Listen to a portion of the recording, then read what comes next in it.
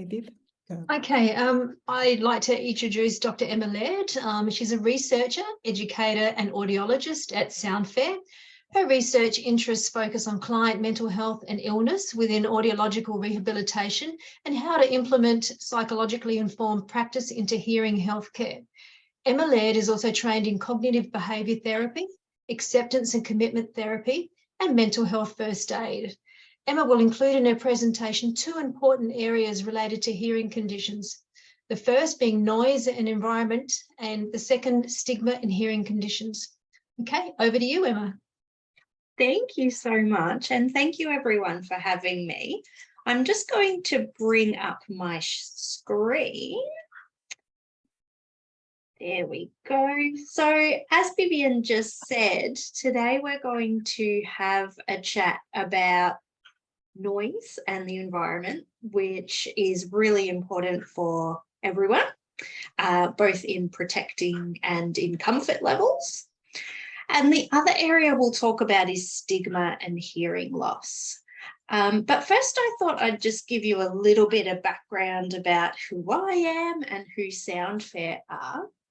So I'll start with Soundfair. We're a national charity consumer organisation, and we're all about promoting well-being and living well with hearing conditions and creating a fair and respectful world for people with hearing conditions, because it's not fair that people have to struggle just living their life. Everything should be accessible for people with hearing conditions.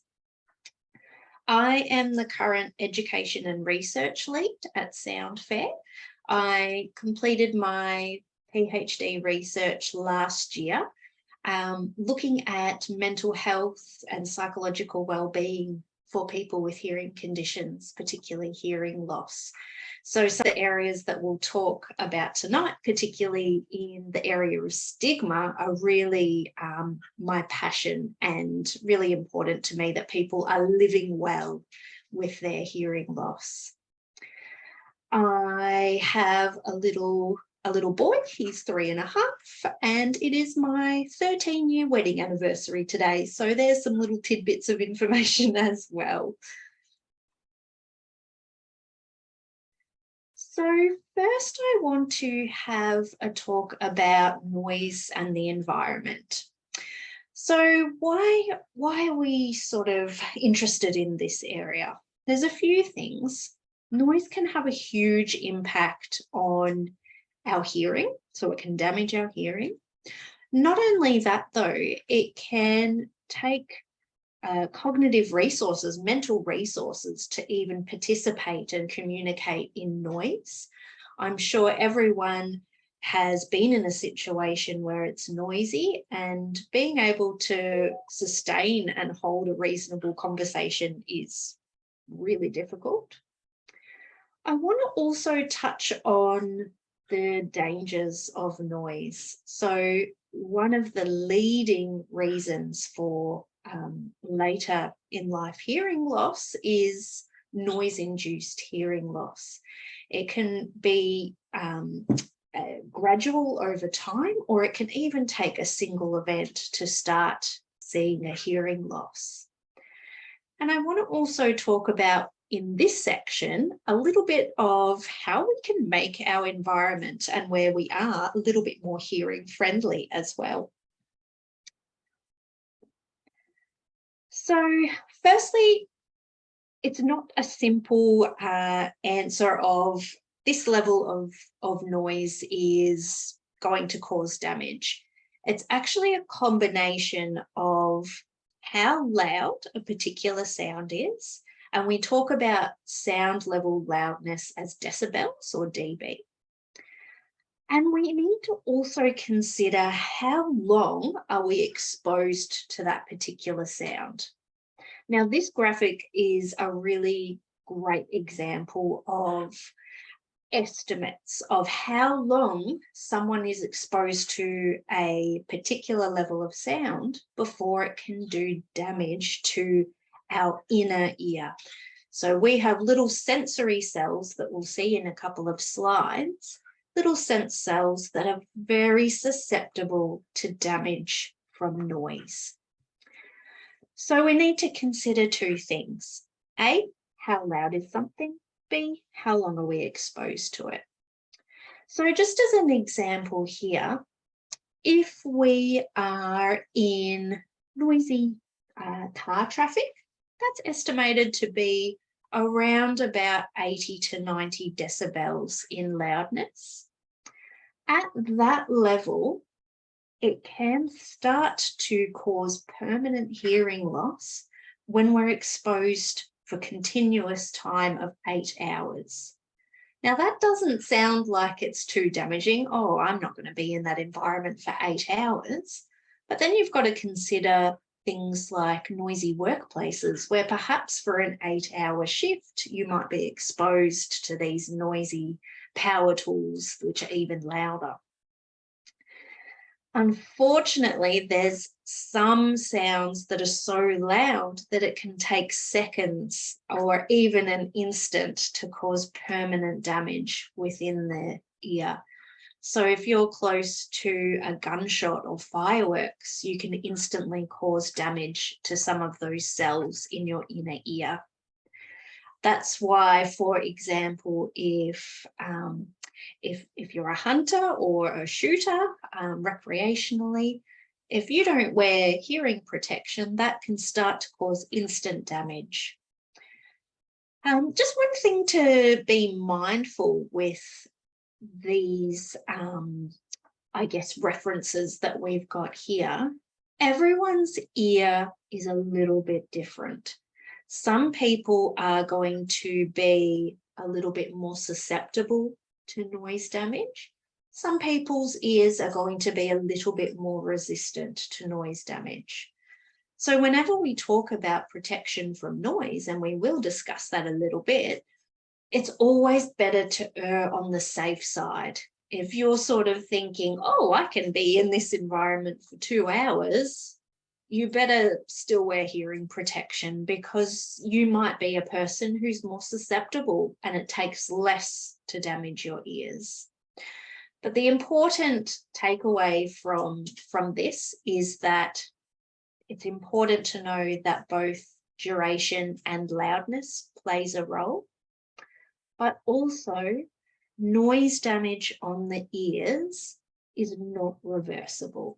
So it is a permanent damage to the ears. There are some animals in the animal kingdom, like birds, that can regenerate their hearing cells. Unfortunately, we're not birds, so we can't do that. Now, one thing about Soundfair as an organisation, we are driven and empowered by people's lived experiences. So you'll notice that any interaction with Soundfair or presentation with Soundfair, we try to bring the experiences and the lived expertise of the people who are experiencing these issues. So I just wanted to include this little quote here, and it might resonate with some of you as well. I wish I'd been more careful about noise exposure in my youth. If I could go back and tell myself anything, I would tell myself to believe what everybody says about losing your hearing with loud noises. I would take a lot more care, and I would take hearing protection with me. The one thing I would change in the world would be to make everybody aware in their teens that they will reap what they sow when it comes to sound. And if they don't look after their hearing, it will come back and bite them in decades to come. I think the youth of today tend to be a little bit bomb-proof, and they think this isn't going to happen to me. So important that we protect our hearing. And I just wanted to also note that even if you already have hearing loss, or if you have already had exposure to loud sounds, that doesn't miraculously make you immune. You can continue to damage that hearing over time. So it's never too late to protect your hearing. So I was talking about our little sensory cells in the cochlea, or our inner ear. These are called hair cells. And on hair cells, we have these funny little protrusions or little hairs, that's where they get their name from, sticking out of the cell. These are called stereocilia. They play an important role in hearing and being able to identify soft sounds. They prevent distortion and play a big role in sending that hearing message to our brain through a beautifully complex process. These stereocilia, or these little hairs, are the part of the hearing system that are very susceptible to noise damage. So basically, if you think of noise as really strong vibration, so you know when there's a really loud noise, you can feel it, you can feel that vibration. Well, that loud noise is transferring that vibration to your inner ear. And these little hair cells that are usually responding to softer sounds and doing a really great job, they are getting battered, absolutely battered by these huge vibrations from loud sounds. And so this is the damage that can happen from noise exposure. So we know that workplaces can be areas where we know noise is an issue, and the laws, the occupational health and safety laws, are very good now at making sure workplaces provide hearing protection, reduce environmental sound, and prevent duration, etc. But the World Health Organization have actually found, and there's a big promotion at the moment about recreational noise damage. So we see a lot of people walking around with headphones on, especially younger people. And as one of the slides says before, a lot of young people think that they're invincible. Noise damage isn't going to happen to me. So a lot of these headphones can be played at levels and for durations where there can be significant damage to hearing. So there's basically a risk of, even more hearing loss going into the future because of exposure to these loud noises.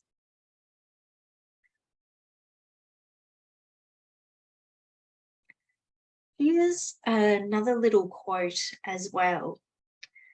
I started experiencing difficulties about 15 years ago. I'm a musician and I was exposed to heavy music, heavy percussion, things like that. And I noticed that my ears were ringing after loud music exposure, and it took me a while for them to settle down each time. I could also tell that as the weeks went on, they were getting worse because I was missing things. And certainly as a singer, I found that it was very difficult for me to come to terms with. I'd be singing flat, or I'd be picking up on something different in the melody to everyone else and not concentrating on what I should be doing. And so I found that a bit of a problem. So have you ever been to a loud concert? Is a great example, and you come out of that loud space and your ears feel muffled or blocked, and you feel tinnitus, ringing, buzzing sounds in your ears. That is a sign that there has been damage done to the cells in your ears. And repeating that sort of process and having that damage over and over is just adding on top of one another. So there's a few risks and considerations with loud noise, and we're talking about noise that fits in those time periods and loudness levels where it starts to cause damage. So as I said, it's irreversible, but it's also completely preventable. So This hearing damage, as I said, can be gradual, so you can have bite-sized bits of exposure that add up. It's cumulative over time. If you've got a loud enough source, though, that can be a sudden occurrence of hearing loss. Noise exposure and hearing loss associated with noise exposure is often also hand in hand with tinnitus. There's also, I guess, safety concerns with loud levels of noise as well. So you've got reduced awareness of what's going on around you. You can't communicate. It has a big impact on our concentration, our stamina, our ability to think and process. Also, there's been quite a bit of research that tells us that being exposed to loud noises and continuous noises, so for example, people who live in very loud cities and are constantly exposed to noise, it can impact people's mental health and well-being. So it's not only just a physical impact on our ears, but also a mental impact as well.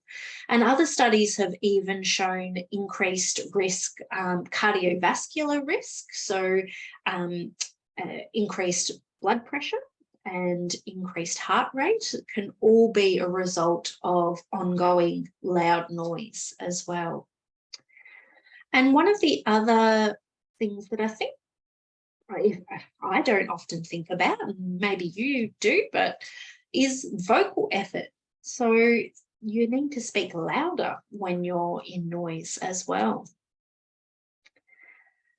So there's fancy names for everything, but there's something called the Lombard effect. So when we're in a noisy environment, we don't even think about it, but we're actually increasing the vocal effort to be able to communicate. So when we say vocal effort, we're increasing how loudly we're speaking. We're increasing the pitch of the speech increases as well. And also the strain on our vocal cords, and our voice actually distorts a little bit when we're straining like that. Our audio signals that we produce, the sounds that we produce in speech, aren't as clear either. So this is just another part of noise that is detrimental to our health and well-being. It's not to say that we need to be in the quiet all the time. I think that would drive anyone nuts, especially if you have tinnitus. But it's just really important to be mindful of how long you're exposed and how loud the sounds are that you're being exposed to. The really fantastic thing about noise-induced hearing loss, it can be prevented. We can control the risks for noise-induced hearing loss. And there's basically the three factors that all contribute to this. So we've been talking about how loud a sound is, so that's the sound level. We've been talking about how long you're in or exposed to the sound, so that's the time. Also distance from the sound source. So if you're closer to a sound, it will be louder. Sound drops off quite significantly for distance away from the sound as well. So we can make use of all three of these factors to be able to optimize our environment and reduce our exposure to sound. So spending less time in the environment, turning down the volume, for example. So here are some more examples of how we can prevent noise-induced hearing loss. So if you are in the position to be able to determine the sound level, so that's if you're using your own headphones or your own music, for example, have the volume at a level that is as low as possible for you to be able to hear and enjoy. You want to have listening breaks. So if you're someone who works in a really noisy environment, perhaps, have a break every hour or so. Step outside of that noise. One important one that we don't often think about is if we're in a noisy place, we use headphones with our own music to drown it out. That's noise competing with other noise, and it's actually increasing the volume in which we're listening to. So it's really important not to have a battle between different noise sources, because it's just going to be louder and louder. Reduce ambient noise around you as much as you can. We can manipulate our environment, so moving away from the noise, because the distance the further we move away, the softer the sound will be. Really easy, important one in really loud situations is hearing protection. You can get cheap as chips foam earbuds that you roll between your fingers and pop in your ears, right up to professionally molded. So someone would take an ear impression of your ear, and you can have professionally molded, fitted exactly to your ear hearing protection. So there's a range of different protection. You can use over the ear ones as well. There's lots that can be done to prevent noise damage.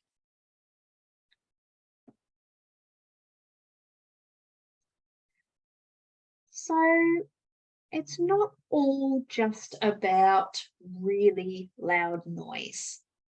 We don't all work in really loud places. We don't always spend all our time in really loud clubs or pubs or whatever people go to. Sometimes it's enough for normal conversational background noise to make an impact on our understanding of speech. As soon as someone has even a mild hearing loss, quiet background conversations can be detrimental and can make conversation really difficult. So not only do we need to think about noise in terms of damage to our hearing, we also need to think about noise in terms of being inclusive to one another and being able to communicate with one another. So I did want to spend a few minutes on talking about what for some people might be quite common sense, but really drawing our attention to our best communication when we're in noisy environments. So what can we do? If we're in a noisy environment, how do we best communicate? Because it can be really difficult. So most important thing, and you're probably all aware of this, if we can see someone's face when they're talking, we can hear them better. Whether we are consciously aware of it or not, we use facial cues and lip cues so much when we are listening to what other people are saying. So seeing someone's face when they're speaking to you and ensuring that the lighting is good, ensuring that you're close enough to be able to see their face, all of this contributes to better understanding of what's being said. I also just wanted to, just a little bit of a tidbit of information that I always found interesting. If you think about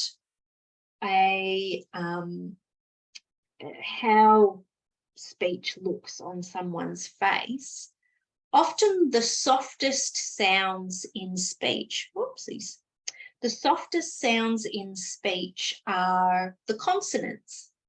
And funnily enough, the consonants, like your S's and T's and P's and B's, they are quite visible on the face. So it's just interesting that the softest speech sounds we have are also the easiest to see on someone's face. I always just found that really interesting learning about this. Another important aspect of communication is helping your communication partner or yourself to speak clearly.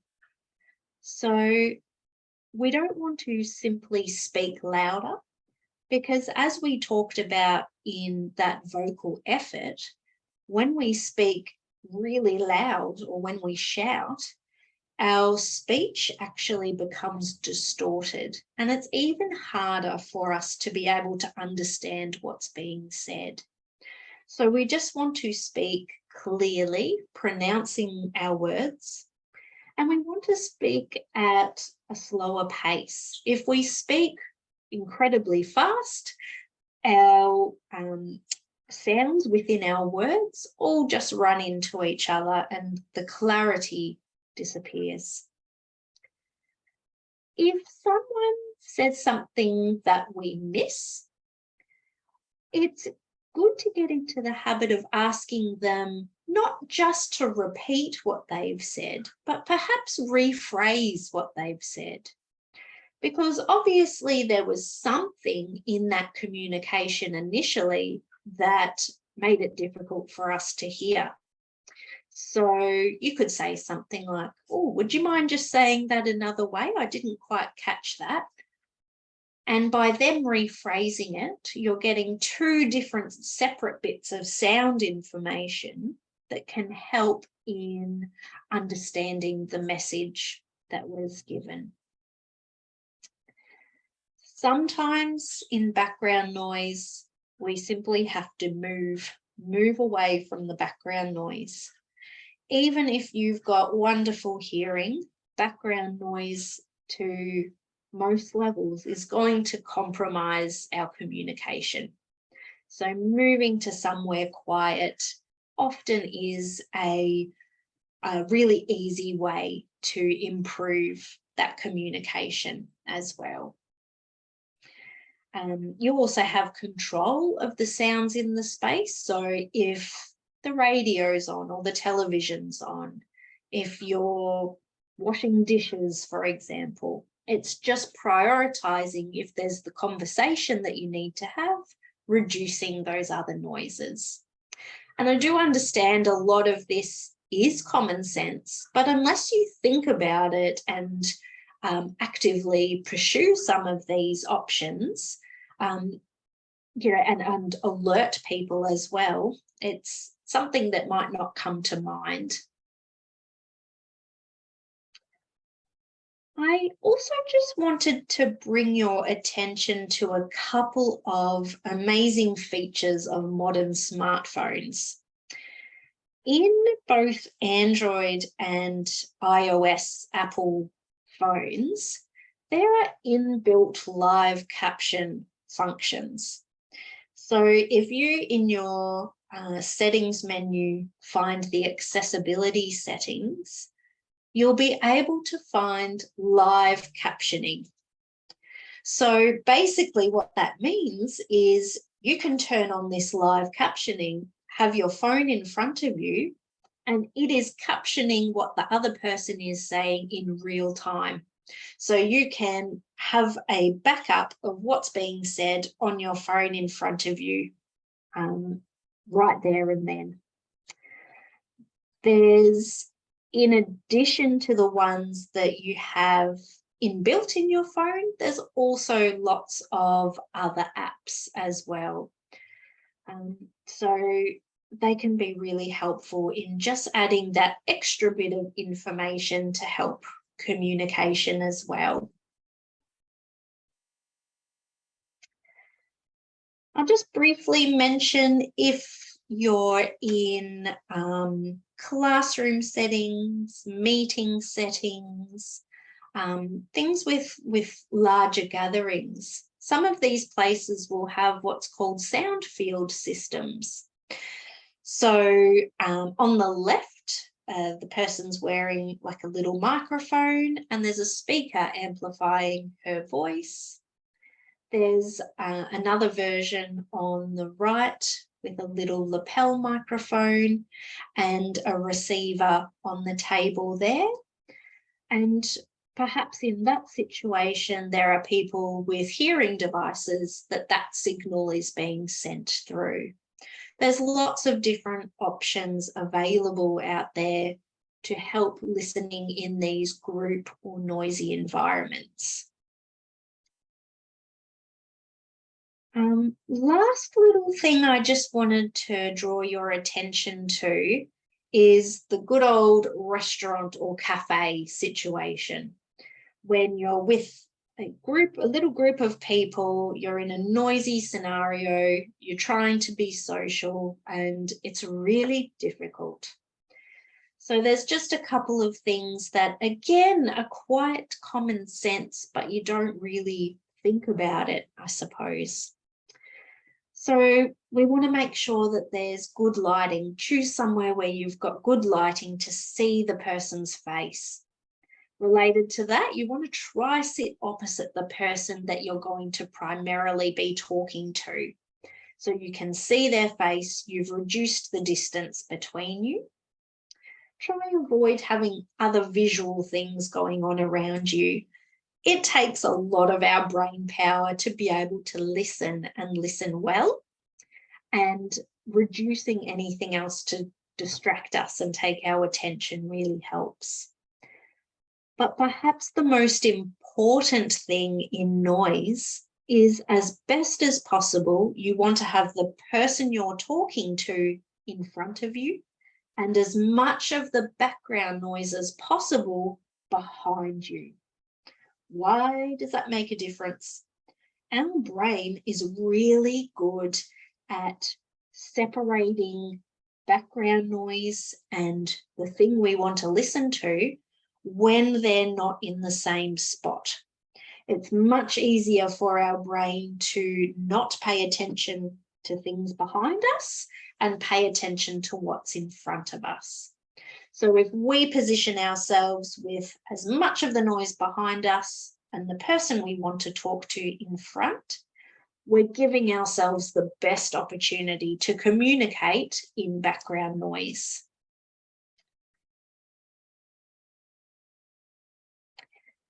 Just to finish off this section on noise and the environment, we've got a little scenario here that I want you to have a ponder about.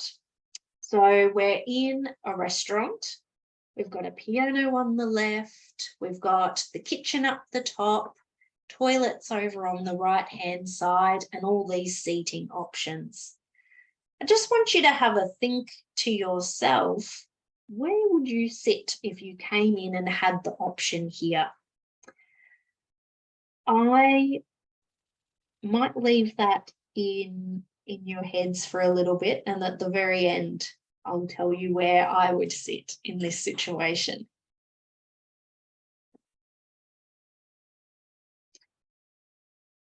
So, environment, noise, all very important, but we come to the next section of our discussion, our talk today, and that's about stigma. Now, this is something that I've been very interested in because it can really impact lots of aspects of hearing loss. So I want to talk a little bit about what stigma is. I want to talk about two different types of stigma, so social stigma and self-stigma, and a little bit about how the research shows that people can overcome stigma as well. So why is stigma important when it comes to hearing loss? Well, first, stigma is basically defined as some sort of attribute, whether that be a social attribute, so what social group you belong to, or a physical attribute that results in a person being categorized as different from the social majority, and they're discredited or they're judged or devalued for having that particular attribute. A big one when it comes to stigma, for example, are mental illnesses. So using schizophrenia as an example, that's a very stigmatized mental illness. It's an attribute that categorizes someone as being very different from the social norm, and people are devalue that condition. So that person's worth is devalued. So it comes into hearing loss in a couple of different ways. So hearing loss can be perceived by others and by ourselves as a disability. So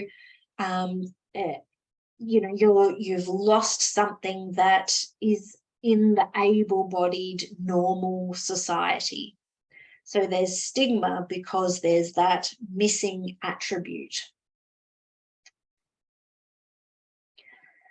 I just wanted to also point out there's two types of stigma, I suppose, and unfortunately, hearing loss can be within both, but primarily hearing loss is what's called a discreditable stigma.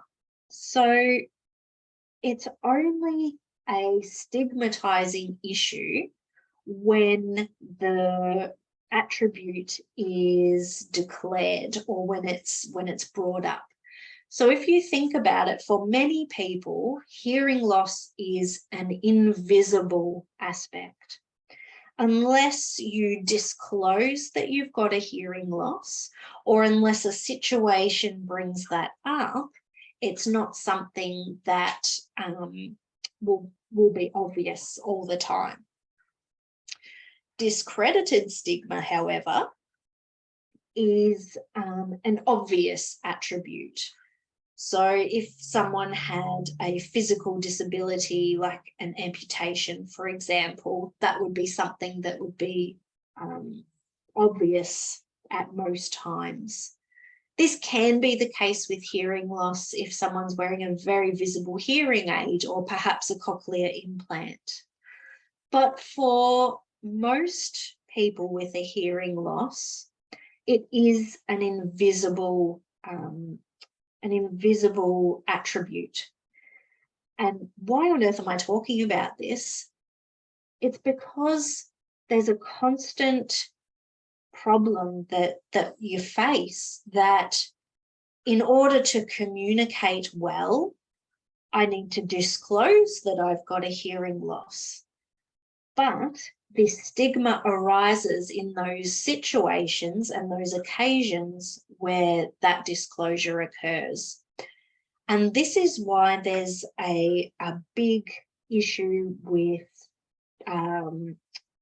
basically hiding hearing loss because of stigma.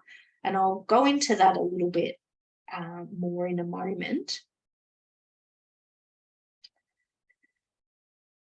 So the problem with hearing loss stigma is it's not only just tied up in ableism and disability, but it's also tied up with stigmatizing attitudes towards aging.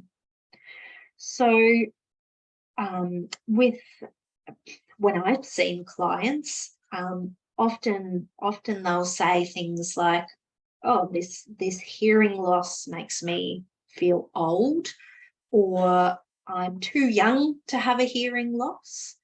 So there's this connection between hearing loss and aging, but not just aging in general, it's the decline of aging. So it's seen as reduced cognition, it's seen as reduced ability.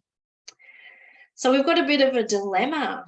We could use a hearing aid and perhaps be seen as old, or we could get away with not using a hearing aid, but perhaps we stumble in situations and then we get perceived as someone who doesn't understand something, or perhaps that their cognition's not great just because we've misheard something. So hearing loss is one of those conditions that cops this stigmatizing issue from two angles. We've got the disability side of things, but we've got the aging side of things as well. And there's a really great quote here that talks about this. So they, and this person's talking about other older people with age-related hearing loss, don't admit that they have a hearing loss because it's embarrassing. It is another sign of aging. It's very embarrassing for them not to hear. So it might have been yourselves or other people that you've heard. It's very common to hear that word embarrassing, or I'm embarrassed. And that can be have a huge impact on whether someone hides their hearing loss, whether someone takes action and seeks help because of hearing loss. And it can have a huge impact on well-being. So there's basically a lot of negative consequences to the stigma around hearing loss. Whether people perceive a person with hearing loss as perhaps not as able as other people, so there might be that sense of that person has a disability, or perhaps because that person with hearing loss is using certain coping strategies, they might be perceived as unfriendly or arrogant, or some people might dominate the conversation and talk a lot so they don't need to use their ears and listen as much. So all of these could be perceived incorrectly. And this can lead to people not seeking help and not getting hearing devices or pursuing different avenues of help. And that's really comes across that in the research that shows, 20 to 50% of people who could really benefit from hearing aids, they don't only 20 to 50%, pursue hearing aids. And this coping strategy of concealing the hearing loss, it really just perpetuates this stigma as well.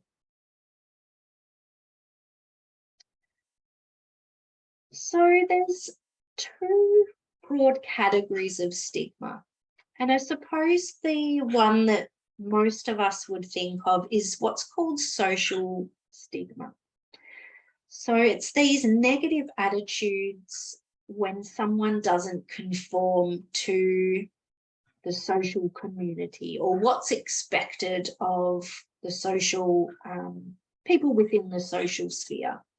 It's basically a stereotype has stemmed from people with hearing loss.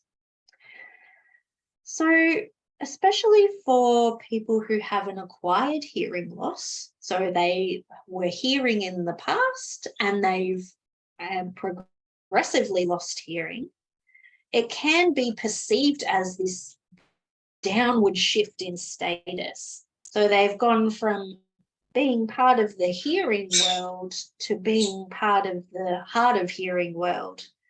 And there can be perceptions that that's not a desirable world. It's old or disabled or stupid. And that can lead to people avoiding disclosure, can lead to distress, can lead to resistance of help as well. So it's basically a community stigma. But probably the most detrimental stigma is self-stigma.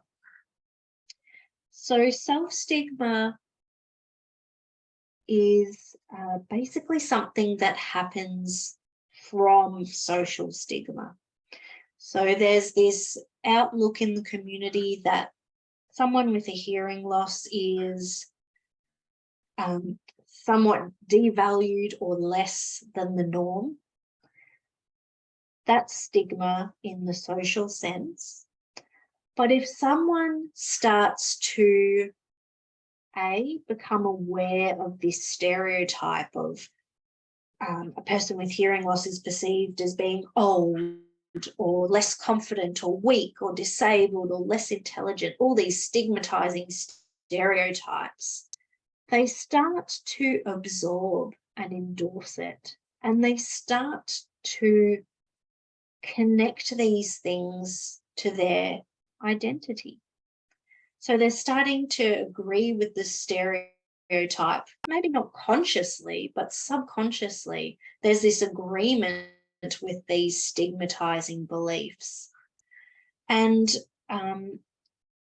basically it's showing that over time, when these beliefs are applied to themselves, they're basically detrimental to someone's self-worth, and they'll use coping strategies that are not effective, like avoiding communication situations or social situations.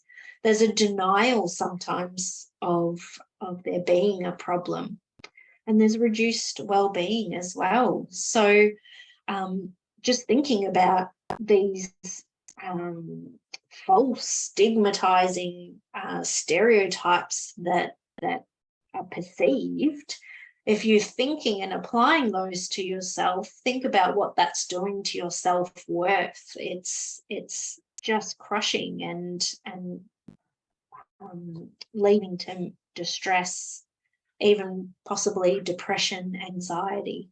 It has huge ramifications. Another little quote here is an example of self-stigma as well. For now, I'm ashamed to wear hearing aids because I'm ashamed that I have a hearing loss.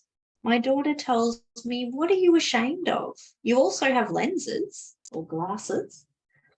I don't know. For now, I'm still ashamed of using hearing devices. And that brings up a really good point. Why is there this stigmatizing attitude towards hearing loss and hearing devices that's nowhere near what glasses are and vision loss is? There's much more stigma related to hearing loss and hearing devices, especially people stigmatizing themselves than glasses. It's just an interesting point. So how can people overcome this self-stigma?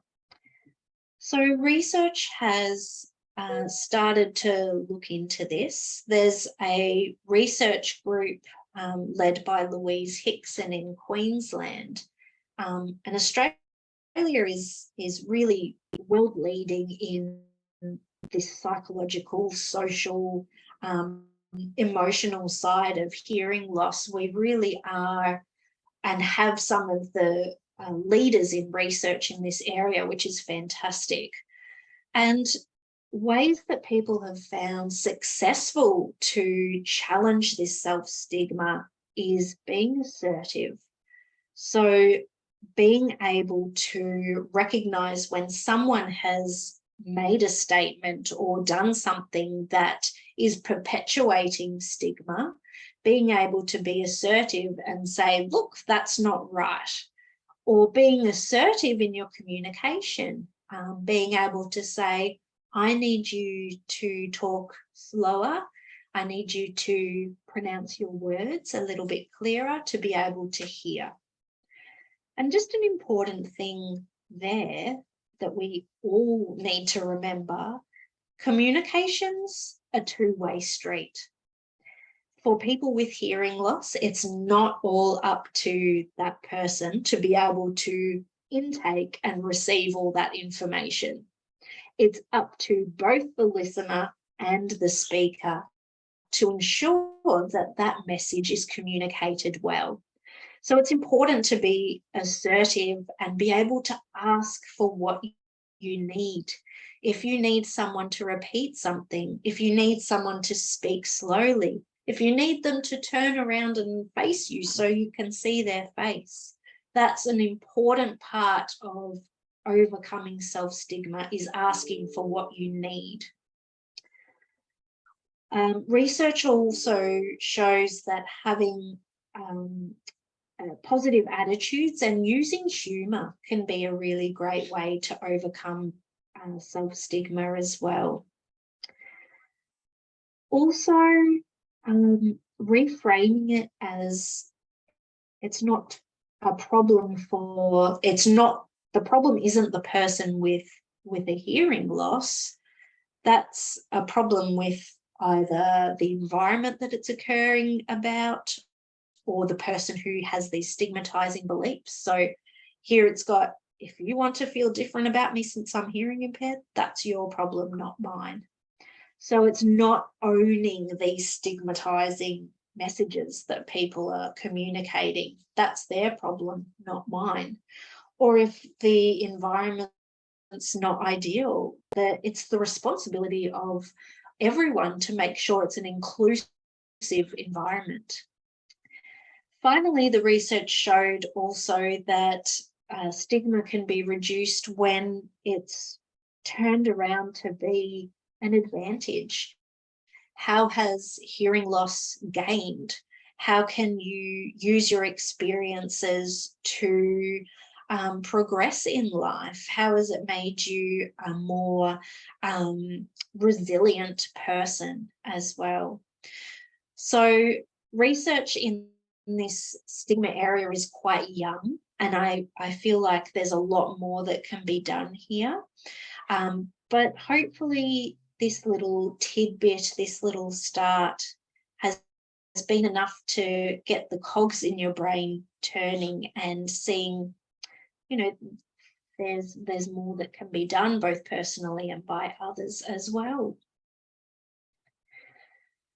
So that's it from me. I'm going to have a, bear with me while I read through the chat and see if there's any questions. Yeah, we've got here the stigmatism is because it used to be said deaf and dumb. Absolutely, that's a huge one, and it continues to have these ongoing effects, which is just ridiculous. We've got one here from Anne as well. How do we get the message out there about noise pollution in restaurants, cafes, etc., as most have no sound absorption? That's a really good point. There is a new app that is currently getting a little bit of traction. I'll have to look up the name for you in a moment. But there's an app where us as a community, we take noise level readings out at restaurants, cafes, etc. And it gives you like a Google map type thing, but rating places which have lower noise levels, for example, so that you can pick and choose and go to places that are more hearing friendly. So places that are carpeted, places that have softer sounds, for example. That is, there's two actually. I'll get back to you on what they're called. I can't quite remember what they are. Here we go. My audiologist told me that if I need hearing aids and don't use them, it can contribute to cognitive decline because the brain is having to work harder to decipher what we are trying to hear. This is a huge area of research at the moment. There is evidence starting to emerge that hearing loss is linked to reduced cognitive functioning. And there's also relatively early research, but there is a link between using hearing devices and improving or stopping the decline of cognition. But it is very early research. It's a tricky one to comment on because, yes, any sort of preventative measure to help with cognitive decline is great. I just be careful of what I'm saying because this is recorded. It can be a jump to thing for some audiologists as a primary reason for people to get hearing aids. Yes, there's evidence starting to come out, but it's early days. There are lots of other reasons that hearing devices could be useful. But yes, there is a link there as well. And yes, Lynn, there are dB meters on as apps that can measure the sound in certain places. But there are 2 apps that basically list restaurants and cafes by who's the most sound friendly. I will find those and get back to you what those ones are. Can't think of them off the top of my head. Do advocacy work with noisy environments. Look, where Soundfair is, yes, we do a little bit in terms of noisy environments, and we are starting a relationship with the people who have done this app. Let me open it right now for you so I can actually tell you what it is. Bear with me a moment.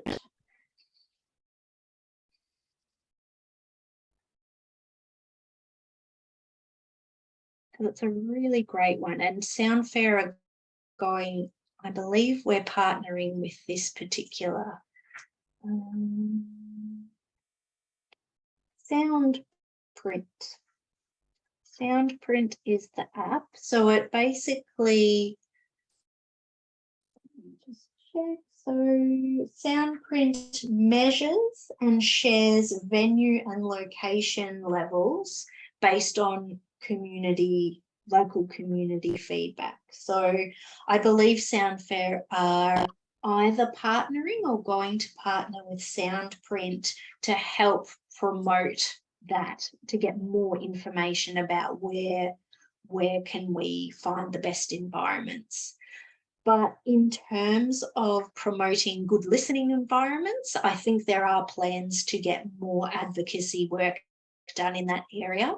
The current area of focus for Soundfair is living well and well-being, and that would definitely be part of it. Yeah. Okay, thank you. That's great. I think our time's up now. Yeah, it is. Thanks a lot. That was really interesting.